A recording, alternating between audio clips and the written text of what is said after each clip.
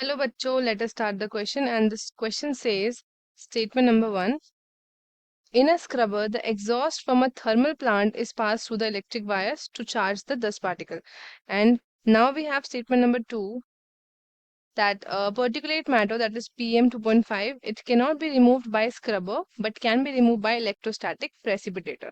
So in the light of the above statement, choose the most appropriate answers from the given below. Options which are given below. Option number first is both statement 1 and statement 2, they are incorrect. Option number B is statement 1 is correct but statement 2 is incorrect. Option number C is that statement first is incorrect but statement second is correct. And option number D is both statement 1 and statement 2, they are correct. So for this question, let us start with the key concept. So the key concept of this question is thermal plant. Thermal plant, it is a key concept. So let's talk about thermal plant. Thermal plant, or it is known as thermal power station, it facilitates and it generates electricity. It generates electricity. How it generates? ये generate करता है electricity कि ये heat energy को convert करता है into electrical energy. जो heat energy होती है उसको इलेक्ट्रिकल एनर्जी में कन्वर्ट करता है. एंड ये जो प्रोसेस है ये टिपिकली इन्वॉल्व करता है combustion of fossil fuels. So fossil fuels में हमारे पास कौन कौन से आता है? फॉसिल फ्यूल्स में आता है आपके कोल, नेचुरल गैस या फिर ऑयल. ये सारे आपके फॉसिल फ्यूल्स के अंदर आते हैं. ये सारे यूज किए जाते हैं एक टरबाइन को ड्राइव करने के लिए जो कनेक्टेड होती है इलेक्ट्रिक जनरेटर से. सो अब हम बात करते हैं इन दोनों स्टेटमेंट्स की. ठीक है, जो आपका स्टेटमेंट नंबर 1 है वो ये बोल रहा है कि in a scrubber the exhaust you can say from the thermal plant is passed through the electric wires to charge the dust particle. So इस स्टेटमेंट की बात करें अगर हम, तो ये स्टेटमेंट आपका इनकरेक्ट है. ये स्टेटमेंट आपका इनकरेक्ट है क्योंकि अगर हम बात करते हैं एक स्क्रबर की,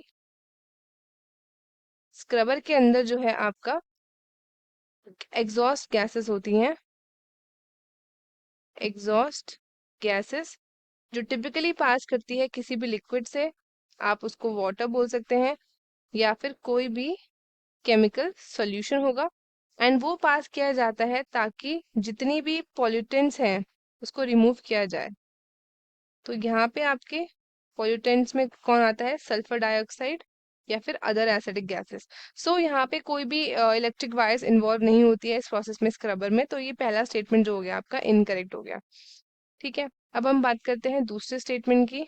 स्टेटमेंट आपका पर्टिकुलर मैटर के ऊपर है that it can not be remove by a scrubber but can be remove by electrostatic precipitator. So इसके बारे में अगर हम देखें तो ये स्टेटमेंट आपका पार्शियली करेक्ट है. पार्शियली करेक्ट है. ठीक है, अगर हम बात करते हैं स्क्रबर्स की, तो इनका मेन काम क्या होता है कि ये रिमूव करें गैसेस, स्पेशली एसिडिक गैसेस जो आपकी इफेक्टिव नहीं होती है for removing particular matter like PM 2.5. सो आपके इलेक्ट्रोस्टैटिक प्रेसिपिटेटर्स दूसरे हाथ पे अगर हम देखें तो आपका डिजाइन किए जाते हैं ताकि वो रिमूव कर ले कोई भी तरीके का पर्टिकुलेट मैटर इंक्लूडिंग PM 2.5. और वो यूज करते हैं आपके इलेक्ट्रोस्टैटिक चार्ज वगैरह ताकि वो उसको अट्रैक्ट करे एंड देन कलेक्ट करे particles from the gas stream. So हमारा जो आंसर निकल के आया है दैट इज, जो हमारा स्टेटमेंट 1 है वो हो गया हमारा इनकरेक्ट, और जो हमारा स्टेटमेंट 2 है वो हो गया हमारा पार्शियली करेक्ट. अब देखते हैं हम स्टेटमेंट 1 इनकरेक्ट किसमें है. ठीक है, स्टेटमेंट 1 आपका इनकरेक्ट है आपका ऑप्शन नंबर सी में. सो ये आपका जो है करेक्ट आंसर है. सो बच्चों, आई होप आपको ये क्वेश्चन अच्छे से समझ में आया होगा. All the best and thank you.